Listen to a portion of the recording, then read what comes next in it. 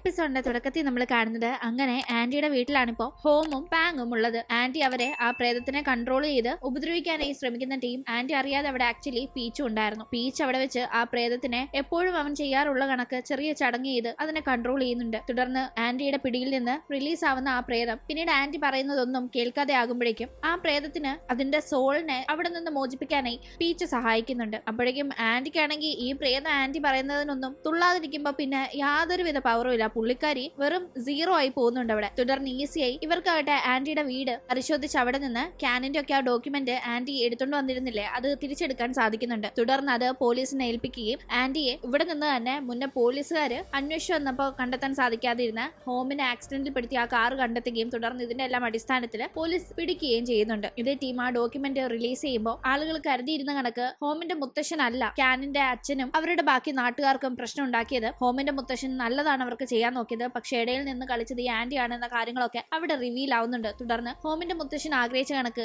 അവരുടെ കുടുംബത്തിന്റെ പേരിലുണ്ടായിരുന്ന ആ വലിയ തെറ്റിദ്ധാരണയും ചീത്തപ്പേരും മാറ്റിയെടുക്കാനായി സാധിക്കുന്നുണ്ട്. അങ്ങനെ മുത്തശ്ശന്റെ ആഗ്രഹം സാധിച്ചു കൊടുത്ത സന്തോഷമാവുന്നുണ്ടായിരുന്നു ഹോമിന്. ഇതിലൂടെ അത് മാത്രമല്ല അവർ നേടിയെടുത്തത്, ഹോമിന്റെ കുടുംബത്തിന്റെ ഉടമസ്ഥതയിൽ ഉണ്ടായിരുന്ന എല്ലാ പ്രോപ്പർട്ടീസിലും പ്രേതബാധ ഉണ്ടായിരുന്നല്ലോ, അത് ആക്ച്വലി ഈ ആന്റി കൂടോത്രം വഴി സൃഷ്ടിച്ചെടുത്തതായിരുന്നു. അതും ഈ ആന്റിയെ ഇപ്പോ കൈയോടെ പിടികൂടി അവർക്ക് ഇല്ലാണ്ടാക്കാൻ സാധിച്ചിട്ടുണ്ട്. അതും വലിയൊരു നേട്ടം തന്നെയാണ്. മുത്തശ്ശൻ കുടുംബത്തിന്റെ ചീത്തപ്പേര് മാറ്റാനും ശാപം മാറ്റാനുമാണ് ആവശ്യപ്പെട്ടത്. അങ്ങനെ 2 കാര്യങ്ങളും ഇവരിവിടെ ചെയ്തിരിക്കുന്നു. ആ ഒരു സന്തോഷത്തിന് ഇവരെല്ലാരും കൂടി ഒന്ന് ഒത്തുകൂടുന്നുണ്ട്. അവിടേക്ക് പിന്നീട് അങ്കിളും ജോയിൻ ചെയ്യുന്നു. തുടർന്ന് അങ്കിളും ഹോമും ഇരുന്ന് സംസാരിക്കുമ്പോൾ ഫാമിലി പ്രോപ്പർട്ടീസിൽ ഏറെക്കുറെ വിറ്റു, ഇനി 1-2 വിൽക്കാനുള്ളൂ, അതിന്റെ കാര്യങ്ങൾ എങ്ങനെയും സെറ്റിൽ ചെയ്യണം. പിന്നെ ഇപ്പോൾ നമ്മളുള്ള ഈ ഒരു സ്ഥലം പീച്ചിനും ബാങ്കിനും ഗിഫ്റ്റായി കൊടുക്കാനാണ് ഞാൻ ആഗ്രഹിക്കുന്നത്. അങ്കിളിന് എന്താ അതിൽ അഭിപ്രായം എന്ന് ഹോം ചോദിക്കുമ്പോൾ എനിക്കതിൽ യാതൊരുവിധ എതിർപ്പും ഇല്ലാന്ന് അങ്കിൾ പറയുന്നുണ്ട്. എന്തായാലും തിരിച്ചു വീണ്ടും US പോകുന്നതിനെ പറ്റി എനിക്ക് സത്യത്തിൽ വലിയ താല്പര്യമില്ല. അവിടെ ഞാൻ ഒറ്റയ്ക്കല്ലേ, ഇവിടെ ആകുമ്പോൾ ഇവരുടെ ഈ ഫ്രണ്ട്ഷിപ്പ് ഒക്കെ എനിക്ക് ഒരുപാട് ഇഷ്ടപ്പെട്ടു എന്നെല്ലാം അവൻ ഇങ്ങനെ പറഞ്ഞുകൊണ്ടിരിക്കുന്നുണ്ട്. അപ്പോഴേക്കും പീച്ചിനാകട്ടെ ഒരു നോട്ടിഫിക്കേഷൻ വരുന്നുണ്ട്. ഹോമുമായി പീച്ച് ഇടയ്ക്ക് വഴക്കായിരുന്നല്ലോ, ആ സമയത്ത് പീച്ചായിട്ട് ഈ ഗോസ്റ്റ് ഹണ്ടിങ് പരിപാടിയൊന്നും വേണ്ടാന്ന് വെച്ച്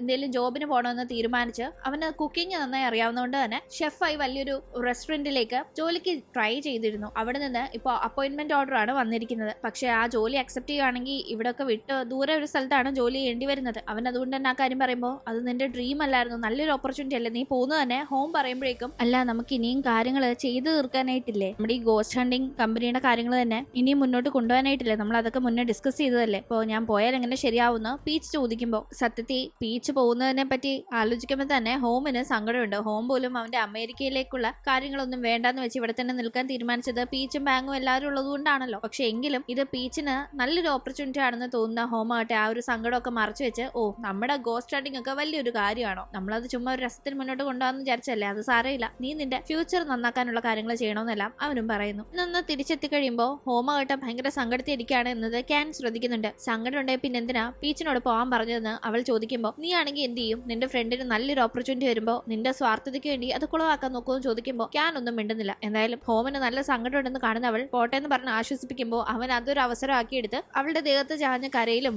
കുറച്ച് ഓവർ ആക്ഷൻ കാണിക്കുമ്പോൾ അവളാകട്ടെ മാറിയിരുന്ന കരയും മൂക്കളെല്ലാം ദേഹത്താവുന്നു എന്നുള്ള രീതിക്ക് ഇരിക്കുകയാണ്. ഇനി എന്തായാലും US തന്നെ മടങ്ങി പോകാം എന്നാണ് ഹോം പ്ലാൻ ചെയ്യുന്നത്. പോകുന്നതിന് മുന്നേ മുത്തശ്ശന്റെ കുറച്ച് റിച്വൽസ് ഒക്കെ ചെയ്തു തീർക്കാനുണ്ട്, അതൊക്കെ ചെയ്തിട്ട് US പോകാം എന്നതാണ് അവന്റെ പ്ലാൻ. അങ്ങനെ അടുത്ത ദിവസം നമ്മൾ കാണുമ്പോഴേക്കും ക്യാൻ എത്തുന്ന ടീം ഹോം ആകട്ടെ വീട്ടിലെ മറ്റൊരു മുറിക്കകത്താണ് ഉള്ളത്. ഇവിടെ എന്തെടുക്കാണെന്ന് അവൾ വന്ന് ചോദിക്കുമ്പോൾ ഒന്നുമില്ലാന്ന് പറഞ്ഞ് അവൻ പെട്ടെന്ന് അവിടെ നിന്ന് അവളെ വിളിച്ചു മാറ്റിക്കൊണ്ട് പോകുന്നുണ്ട്. എന്തോ ഒന്ന് അവൾ അറിയാതെ അവിടെ അവൻ ചെയ്യുകയായിരുന്നോ എന്തോ ഒന്ന് മറയ്ക്കാൻ ശ്രമിക്കുന്ന കണക്കുണ്ട് ആ ഒരു പോക്ക് കണ്ട. എന്തായാലും ഹോമിനെ കാണാനായി പീച്ച് എത്തുന്നുണ്ടായിരുന്നു. ശരിക്കും ഇവിടെ നിന്ന് പോയി മറ്റേ ജോലി എടുക്കാനായി പറഞ്ഞത് സീരിയസ് ആയിട്ട് തന്നെയാണോ, ഞാൻ ശരിക്കും പോണോ അതോ ഇവിടെ തന്നെ നിന്നാ പോരെ എന്നത് ഹോമിനോടൊന്ന് സംസാരിക്കാനായിട്ടാണ് പീച്ച് വന്നത്. പക്ഷെ പീച്ച് എത്തി ആ കാര്യം പറയുമ്പോഴേക്കും ഹോം പെട്ടെന്ന് അത് ശ്രദ്ധിച്ചതേയില്ല. അവൻ വേറെന്തോ ഓർത്ത് ബിസിയായി നിൽക്കുമായിരുന്നു. വീണ്ടും ഒന്നുകൂടെ പറയാനായി പറയുമ്പോൾ ഞാൻ പറഞ്ഞിട്ടുണ്ട് ഇവൻ ശ്രദ്ധിക്കാത്തതെന്നൊരു സൗന്ദര്യ പണക്കത്തിലെ പീച്ച് ഇങ്ങനെ പറയാതെ നിൽക്കുമ്പോഴേക്കും അങ്കിളെത്തി ഹോമിനെ അവിടെ നിന്ന് അത്യാവശ്യമായി വിളിച്ചോണ്ട് പോകുന്നുണ്ട്. തുടർന്ന് ഹോം പിന്നെ നമുക്ക് സംസാരിക്കാമെന്ന് പറഞ്ഞ് പീച്ചിനോട് ബൈ പറഞ്ഞ് അവിടെ നിന്ന് പോകുന്നു. അങ്ങനെ അവരിപ്പോ എത്തിയിരിക്കുന്നത് ആന്റി കിടക്കുന്ന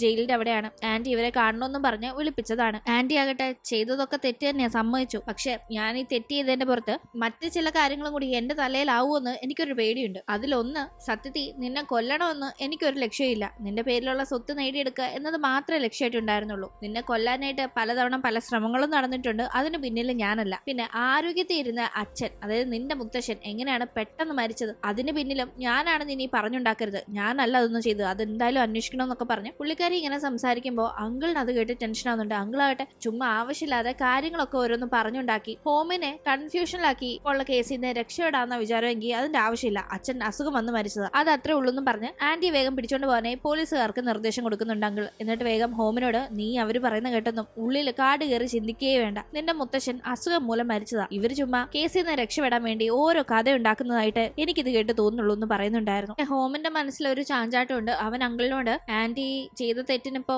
പശ്ചാത്തപിക്കുന്നുണ്ടല്ലോ, അതുകൊണ്ട് ശിക്ഷയിൽ ഒരു ഇളവ് കിട്ടുന്ന രീതിയിൽ ലോയറിനെ കൊണ്ട് വല്ലതും ചെയ്യാൻ പറ്റുമെന്ന് അങ്കിൾ ഒന്ന് ശ്രമിച്ചു നോക്കുന്ന പറയുമ്പോൾ നിന്നെ അവൾ ഒരുപാട് ദ്രോഹിച്ചിട്ടും നീ ഇപ്പോഴും അവളെ സഹായിക്കാൻ നടക്കുവാണെന്ന് അങ്കിളിന് അത് കേട്ട് ദേഷ്യം വരുമ്പോൾ ഓട്ടെ അങ്കിൾ സാരമില്ല, എന്തായാലും ആന്റി പശ്ചാത്തപിക്കുന്നുണ്ടല്ലോ, പിന്നെ മുത്തശ്ശനായാലും നമ്മളെല്ലാരും ഹാപ്പിയായി മുന്നോട്ട് പോകുന്നതിനോട് തന്നെ ആയിരിക്കും താല്പര്യം, വെറുതെ മുത്തശ്ശന്റെ ആത്മാവിന് ഒരു സങ്കടം നമ്മൾ ഉണ്ടാക്കണ്ടല്ലോ എന്ന് അവൻ പറയുന്നുണ്ട്. എന്തായാലും ഹോം തിരിച്ചു വരാൻ വേണ്ടി പീച്ച് അങ്ങനെ ഹോമിന്റെ വീട്ടിൽ അപ്പോഴേക്കും വെയിറ്റ് ചെയ്ത് തന്നെ നിൽക്കാണ്. അപ്പോൾ ക്യാൻ അവനെ കണ്ട് സംസാരിക്കുമ്പോൾ ഹോമിന് പീച്ച് പോകുന്നതിൽ സത്യത്തിൽ നല്ല സങ്കടമുണ്ട്. പക്ഷെ ഹോം പീച്ചിന് വേണ്ടി തന്നെ അത് മറച്ചു പിടിച്ച് പെരുമാറുന്നതാണെന്ന് ക്യാൻ അവനോട് പറയുന്നുണ്ടായിരുന്നു. അങ്ങനെ ഹോം വരാൻ ലേറ്റ് ആവുമെന്ന് മനസ്സിലാക്കുന്ന പീച്ച് അവിടെ നിന്ന് പോകാനായി ഒരുങ്ങുമ്പോഴേക്കും അവിടെ ഹോമിന്റെ മുത്തശ്ശന്റെ ആത്മാവിനെ പീച്ചിനെ സെൻസ് ചെയ്യാൻ സാധിക്കുന്നുണ്ട്. പക്ഷെ അവനത് വലിയ കാര്യമാക്കാതെ അവിടെ നിന്ന് പോകുന്നു. അങ്ങനെ അടുത്ത ദിവസം ഹോം ആകട്ടെ രാവിലെ തന്നെ അവന്റെ ബോഡി ഗാർഡിനെ കൂട്ടി പുറത്തേക്ക് പോകാൻ ഒരുങ്ങുന്നത് അങ്കിൾ കാണുമ്പോൾ എവിടേക്കാ പോകുന്നതെന്ന് ചോദിക്കുന്നുണ്ട്. അത് പിന്നെ എനിക്ക് കുറച്ച് ഷോപ്പിംഗ് ഉണ്ടെന്ന് അവൻ പറയുമ്പോൾ ഇത്ര അതിരാവിലെ ഷോപ്പിംഗോ, കടയൊന്നും തുറന്നു കാണില്ലല്ലോ, സത്യം പറ നീ എവിടെ പോവാ, എന്താ എന്നോട് മറച്ചു പിടിക്കുന്നതെന്നല്ല അങ്കിൾ ചോദിക്കുമ്പോൾ അത് പിന്നെ അങ്കിൾ എനിക്ക് മുത്തശ്ശന്റെ ബോഡി മോർച്ചറിയിൽ വെച്ചിരിക്കല്ലേ, എനിക്ക് അതൊന്നും കാണണമെന്നുണ്ടെന്ന് ഹോം പറയുമ്പോൾ അങ്കിളിന് അത് ഇഷ്ടപ്പെടുന്നില്ല. അതെന്താ ഇപ്പൊ പെട്ടെന്ന് അങ്ങനെ ഒരു ആഗ്രഹം, എന്താ നിന്റെ ആന്റി പറഞ്ഞ കാര്യങ്ങളൊക്കെ തലക്ക് പിടിച്ചിട്ടാണോ നീ ഇങ്ങനെ ചിന്തിക്കുന്നതെന്നല്ല അങ്കിൾ ചോദിക്കുമ്പോൾ അതുകൊണ്ടല്ല അങ്കിൾ,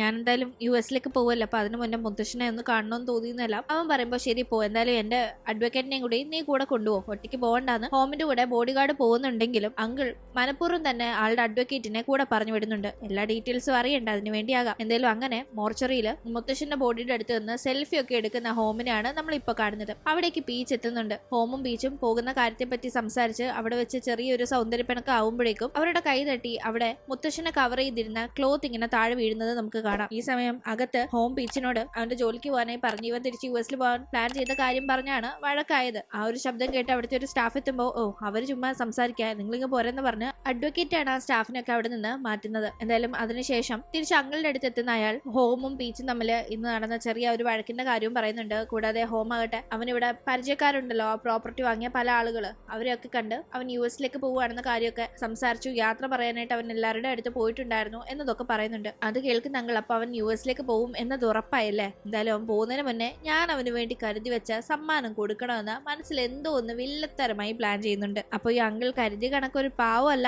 എന്ന് നമുക്ക് പതിയെ പതിയെ റിവീൽ ആയിക്കൊണ്ടിരിക്കുകയാണ്. അങ്ങനെ പിന്നീട് നൈറ്റ് ആകട്ടെ ഹോമിന് വേണ്ടി ഒരു സർപ്രൈസ് ഡിന്നർ അങ്കിൾ അറേഞ്ച് ചെയ്തിട്ടുണ്ടായിരുന്നു. അവിടെ ഹോം എത്തുമ്പോൾ അതിന് കൂട്ടത്തിൽ മറ്റൊരു സർപ്രൈസ് ആയി പീച്ചിനെയും കൂടി അങ്കിൾ വിളിച്ചിട്ടുണ്ടായിരുന്നു. പീച്ചും ഹോമും തമ്മിൽ ചെറിയ പ്രശ്നങ്ങൾ ഉണ്ടായിരുന്നല്ലോ, അതൊക്കെ പറഞ്ഞു തീർത്ത് ഹോം യുഎസിലേക്ക് പോകട്ടെ എന്ന രീതിക്കാണ് അങ്കിൾ പീച്ചിനെ വിളിച്ചിരിക്കുന്നത്. ഒന്നുകൂടെ വ്യക്തമാക്കിയാല് ആക്ച്വലി ഇവിടെ ഈ ഒരു ഡിഷ് എല്ലാം കുക്ക് ചെയ്തത് തന്നെ പീച്ചാണ്. അത് മനസ്സിലാക്കുന്ന ഹോം ആകട്ടെ താൻ പീച്ചിനോട് ഇപ്പൊ വലിയ സൗഹൃദം ഭാവിച്ചാല് അവൻ ഒരുപക്ഷെ ഇവിടെ നിന്ന് പോവില്ല, അവൻ ഇപ്പൊ കിട്ടിയിരിക്കുന്ന ആ ഒരു ഓപ്പർച്യൂണിറ്റി യൂസ് ആക്കില്ല, അത് നഷ്ടപ്പെടുത്തു എന്ന് തോന്നുന്ന ഹോം അപ്പോഴും പീച്ചിനോട് ഒരു ജാടയിട്ടൊക്കെ പെരുമാറുകയാണ്. ഒരു പിണക്കം കണക്ക് കാണിച്ച് അവിടെ നിന്ന് പോവാണ്. അതവൻ ചെയ്യുന്നതൊക്കെ തന്നെ പീച്ച് ആ ഒരു ജോബ് ഓപ്പർച്യൂണിറ്റി സ്വീകരിച്ച് ലൈഫിൽ അവന്റെ ഡ്രീംസ് അച്ചീവ് ചെയ്യണം എന്ന ആ ഒരു നല്ല ഉദ്ദേശത്തിലാണ്. അതിൽ ഹോം ഇങ്ങനെ പിണങ്ങി പോയത് കണ്ട് പീച്ച് അപ്സെറ്റ് ആയി നിൽക്കുമ്പോൾ സാരയില്ല, അവൻ എന്തോ ടെൻഷൻ കാരണം ഇങ്ങനെ പെരുമാറുന്നതാ, ഓക്കെ ആക്കാന്നൊക്കെ പറഞ്ഞ് അങ്കിൾ പീച്ചിനെ സമാധാനിപ്പിക്കുന്നുണ്ട്. എന്തായാലും അപ്പോഴേക്കും ലൈറ്റും അല്ലാതെ മിന്നിക്കത്തുന്നത് കണ്ട് അങ്കിൾ അവിടേക്ക് ചെന്ന് നോക്കുമ്പോൾ അവിടെ മുത്തശ്ശന്റെ ഒരു ഫോട്ടോ വെച്ചിരിക്കുന്ന സ്ഥലമുണ്ട്. അവിടെ ഇപ്പൊ ഫോട്ടോ ഇല്ല, അത് താഴെ വീണ് കിടക്കാണ്. ഒപ്പം തന്നെ ഒരു മെഡിസിന്റെ ബോട്ടിൽ കിടക്ക് എന്തോ ഒന്നും ഉരുണ്ട് വീഴുന്നുണ്ട്. എന്തിപ്പോ ഈ നടക്കുന്നതെന്ന് ആകെ പേടിച്ച് അങ്കിൾ നിൽക്കുമ്പോഴേക്കും അവിടെ മുത്തശ്ശന്റെ രൂപം അങ്കിളുടെ മുന്നിൽ കാണാൻ സാധിക്കുന്നുണ്ട്. ആക്ച്വലി ഇത് അങ്കിളുടെ മുത്തശ്ശനല്ല, ഹോമിന്റെ മുത്തശ്ശനാണ്. അങ്കിളിന് അത് അച്ഛനാണ്. അങ്കിൾ എന്തായാലും ആ കാഴ്ച കണ്ട് പേടിച്ച് നിൽക്കുമ്പോഴേക്കും ആരോ പുറകെ വന്ന് തട്ടുന്നു. അതുകൂടി ആകുമ്പോൾ പേടിച്ച് നിലവിളിച്ച് അങ്കിൾ തിരിഞ്ഞു നോക്കുമ്പോൾ വന്നത് പീച്ചായിരുന്നു. അവിടെ ആ ഒരു ആത്മാവിനെ ഫീൽ ചെയ്യാനും കാണാനും ഒക്കെ സാധിക്കുന്നുണ്ട്. അവൻ ഈ അങ്കിളിന് അത് കാണാൻ സാധിക്കുന്നുണ്ടോ എന്നൊന്ന് അറിയാനേ എന്ത് പറ്റി ആകെ പേടിച്ച് നിൽക്കുന്നല്ലോ, വല്ലതും കണ്ട് പേടിച്ചോ എന്നൊക്കെ ചോദിക്കുമ്പോൾ ഒന്നുമില്ല എന്നൊക്കെ പറഞ്ഞ് അങ്കിൾ അത് മൈൻഡ് ചെയ്യുന്നേ ഇല്ല. ഒന്നും സംഭവിക്കാത്ത കണക്ക് മാക്സിമം അവിടെ ബോൾഡായി നിൽക്കുകയാണ്. അങ്ങനെ വീണ്ടും ഹോം അവിടെ ഫുഡ് കഴിക്കാനായി വരുന്നുണ്ട് ഈ സമയം. പക്ഷെ പെട്ടെന്ന് അവിടെ വീണ്ടും ലൈറ്റ് ഒക്കെ ഓഫായി ഓൺ ആവുകയും മുത്തശ്ശന്റെ ഫോട്ടോ അവിടേക്ക് വന്ന് വീഴുകയും പെട്ടെന്ന് മുത്തശ്ശന്റെ രൂപത്തെ വീണ്ടും കാണാൻ സാധിക്കുകയും ചെയ്യുന്നുണ്ട്. മുഖം വ്യക്തമല്ല, പക്ഷെ മുത്തശ്ശന്റെ അതേ സൗണ്ടിൽ ഒരു രൂപം അവിടെ ഇവർക്ക് മുന്നിൽ വന്ന് നിന്ന് സംസാരിക്കുകയാണ്. ഇരുട്ടായതുകൊണ്ട് മുഖം അത്രയും വ്യക്തമാവുന്നില്ലായിരുന്നു, എങ്കിലും അത് മുത്തശ്ശനാണ്. ആ സൗണ്ട് കേട്ട് ഇവർക്ക് മനസ്സിലാവുന്നുണ്ട്. എന്നെ കൊന്നത് നീ അല്ലേന്ന് ചോദിച്ച് അങ്കിളുടെ നേരെ ആ രൂപം ആക്രോശിക്കുകയാണ്. എന്നെ നീ എന്ന് വന്നല്ലെന്ന് ചോദിച്ച് അങ്കിളുടെ നേരെ ആക്രോശിക്കുമ്പോഴേക്കും ടേബിളിലേക്ക് നോക്കുന്ന അങ്കിൾ അവിടെ ഒരു മെഡിസിൻ ബോട്ടിൽ ഇരിക്കുന്നത് കണ്ട് ആകെ ഷോക്കാവുന്നുണ്ട്. ഈ ചെയ്യും. ഹോം ആകട്ടെ അങ്കിളാണോ മുത്തശ്ശനെ കൊന്നത്? അതവൻ ഒരു സാധ്യതയില്ല എന്ന് പറഞ്ഞ മുത്തശ്ശനോട് മുത്തശ്ശൻ എന്തീ പറയുന്നേ, മുത്തശ്ശന് അസുഖം വന്ന് മരിച്ചതാ, അങ്കിൾ ഒന്നും ചെയ്തിട്ടില്ല എന്ന് പറഞ്ഞ് സംസാരിക്കുന്ന ആ സമയത്ത് പെട്ടെന്ന് ആരോ കഴുത്തു പിടിച്ച് ഞെരിച്ച് ഹോമിനെ ഉയർത്തുന്ന കണക്ക് അവൻ പൊങ്ങുന്നുണ്ട്. ഈ ടീം അങ്കിളാവട്ടെ പെട്ടെന്ന് മുത്തശ്ശന്റെ രൂപത്തിന് നേരെ ആ ഒരു ഫോട്ടോ എടുത്ത് എറിയുമ്പോഴേക്കും അവിടെ ലൈറ്റ് ഓൺ ആവുന്നു. ഈ സമയത്താണ് ഇത് മൊത്തത്തിൽ ഒരു സെറ്റപ്പ് ആയിരുന്നു എന്നത് അങ്കിളിന് മനസ്സിലാവുന്നത്. ആക്ച്വലി മുത്തശ്ശന്റെ രൂപം കണക്ക് മുഖം വ്യക്തമാവാതെ അവിടെ അങ്ങനെ നിന്നിരുന്നത് ഹോമിന്റെ പ്രോപ്പർട്ടി വാങ്ങിയ ഒരു മജീഷ്യൻ ഉണ്ടായിരുന്നല്ലോ, അയാളാണ്. ഹോം വായുവിൽ ഉയർന്നത് കയറ് കെട്ടി ബോഡി ഗാർഡ് മറിഞ്ഞിരുന്ന് വലിച്ചതുകൊണ്ടാണ്. ആ ഒരു ഫോട്ടോ അവിടേക്ക് എറിഞ്ഞിട്ടത് ക്യാനാണ്. മെഡിസിൻ ബോട്ടിൽ അവിടെ വെച്ചത് പീച്ചാണ്. പക്ഷെ ഇവരെല്ലാരും കൂടി മറിഞ്ഞിരുന്ന് അങ്കിളിന് മനസ്സിലാവാത്ത രീതിയിൽ ഈ കാര്യങ്ങൾ ചെയ്തതായിരുന്നു. ഇപ്പൊ ഇത് മനസ്സിലാക്കുന്ന അങ്കിൾ, നീ അപ്പോ എന്നെ ഡൗട്ട് അടിച്ചാണോ ഇങ്ങനൊക്കെ എന്നെ ടെസ്റ്റ് ചെയ്യുന്നതെന്ന് ഹോമിനോട് ദേഷ്യപ്പെടുമ്പോ, എനിക്ക് അങ്കിളിനെ പറ്റി യാതൊരു ഡൗട്ടും ഉണ്ടായിരുന്നില്ല. മുത്തശ്ശൻ ആ ഒരു കാര്യം എന്നോട് പറഞ്ഞില്ലായിരുന്നെങ്കിൽ ഒരിക്കലും ഞാൻ അങ്കിളിനെ അവിശ്വസിക്കില്ലായിരുന്നു. അത്രയേറെ ഞാൻ അങ്കിളിനെ വിശ്വസിച്ചിരുന്നു, സ്നേഹിച്ചിരുന്നു എന്ന് പറയുന്ന ആ സമയത്താണ് നമ്മൾ ആ ഫ്ലാഷ് ബാക്ക് കാണുന്നത്. മുന്നേ കണ്ടിരുന്നില്ലേ ക്യാൻ വരുമ്പോ ഹോം ആകട്ടെ അവിടെ മുത്തശ്ശൻ യൂസ് ചെയ്തിരുന്ന മുറിയുടെ അവിടെ നിൽക്കുന്നത് ആക്ച്വലി എന്തോ ഒരു സൗണ്ട്, അത് മുത്തശ്ശൻ എന്തോ തന്നോട് പറയാൻ ശ്രമിക്കുന്ന കണക്ക് ഒരു സൗണ്ട് ഫീൽ ചെയ്താണ് ഹോം അങ്ങോട്ടേക്ക് ചെന്നത് തന്നെ. ആ ടീം മുത്തശ്ശനെ ആത്മാവിനെ അവന് കാണാൻ സാധിക്കുന്നില്ലെങ്കിലും അടുത്ത് നിന്ന് അവനോട് പറയുന്നത് അവന് നന്നായി കേൾക്കാൻ സാധിക്കുന്നുണ്ടായിരുന്നു. അവന്റെ അങ്കിളാണ് മുത്തശ്ശനെ കൊന്നത്, അങ്കിളിനെ വിശ്വസിക്കരുത് എന്നൊക്കെയായിരുന്നു മുത്തശ്ശന്റെ ആത്മാവ് അപ്പൊ അവനോട് പറഞ്ഞിരുന്നത്. ആക്ച്വലി ഈ ഒരു കാര്യം അവന്റെ മനസ്സിൽ വലിയൊരു ഡൗട്ട് സൃഷ്ടിച്ചു. അവനത് വേഗം തന്നെ പീച്ചിനോട് പറഞ്ഞിരുന്നു. ആ ടീമാണ് പീച്ച് മുത്തശ്ശന്റെ ബോഡി ഒന്ന് കാണണം, എന്നാലേ കാര്യങ്ങളെ പറ്റി എനിക്കൊന്ന് കൺഫേം ചെയ്ത് പറയാൻ സാധിക്കുമെന്ന് ഹോമിനോട് പറഞ്ഞതിനെ തുടർന്നാണ് മുത്തശ്ശന്റെ ബോഡി കാണാനായി ഹോം അവിടെ പോയതും പിന്നീട് പീച്ച് അവിടെ വന്നതും ഒരു വഴക്കുണ്ടാക്കി ആ ഒരു കൈ തട്ടി ആ സമയത്ത് തുണി മാറുന്ന കണക്ക് മുത്തശ്ശന്റെ മുഖം പീച്ചിനൊന്ന് കാണാൻ സാധിച്ചതും. അതെ, ആ ഒരു ഗ്യാപ്പിൽ അഡ്വക്കേറ്റും അവിടെ നിന്നൊന്ന് മാറിപ്പോയിട്ടുണ്ടായിരുന്നല്ലോ. ആ ടീം ആ ബോഡി പരിശോധിക്കാനായും പീച്ചിന് സാധിച്ചു. വിഷം കഴിച്ച് മരിക്കുന്ന ഒരാളുടെ കൈയുടെയും കാലിന്റെയും വിരലുകളുടെ അറ്റത്തൊരു ചെറിയ കറുത്ത നിറം കാണാൻ സാധിക്കും. അത് പീച്ചിന് ആ ബോഡിയിൽ കണ്ടെത്താൻ സാധിച്ചിരുന്നു. തുടർന്ന് ഇവർ ഈ ഒരു ബോഡി പരിശോധിച്ച് മനസ്സിലാക്കുന്ന കാര്യങ്ങൾ പ്രോപ്പർട്ടി വാങ്ങിയ ആ ഒരു ഡോക്ടറിന്റെ അടുത്ത് ചോദിച്ച് കൺഫേം ചെയ്യുമ്പോൾ ഡോക്ടറും പോയിസൺ അകത്ത് എന്ന് മരിക്കുന്ന ഒരു സിംറ്റംസ് ആണിത് എന്നൊക്കെ പറയുന്നുണ്ട്. ആക്ച്വലി ഇത് അങ്കിളുടെ കെയർ ഓഫിൽ ഒരു മോർച്ചറിയിൽ സൂക്ഷിച്ചിരിക്കില്ലേ, അതുകൊണ്ട് അങ്കിൾ ഇതിൽ തെറ്റ് ചെയ്തിട്ടുണ്ടെങ്കിൽ ഒരിക്കലും അത് പുറത്ത് വരാൻ പോകുന്നില്ല. അതുകൊണ്ട് തങ്ങൾ തന്നെ ഇത് പുറത്ത് കൊണ്ടുവരണമെന്ന് ഹോം അപ്പോൾ മനസ്സിലാക്കി അതിന്റെ നിയമപരമായ കാര്യങ്ങളും മറ്റും ക്യാനുമായി ഡിസ്കസ് ചെയ്തിരുന്നു.